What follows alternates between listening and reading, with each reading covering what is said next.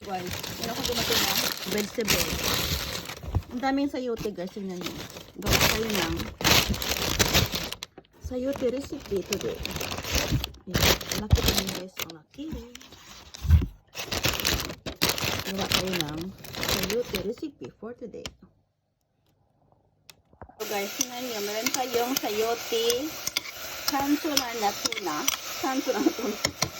Tapos malagay lang tayo ng sabaw para maluto yung sayote natin.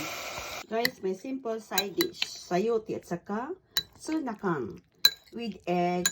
Siyempre, hindi mawala yung paborito ko nga. Broccoli Sprite. Lagay natin.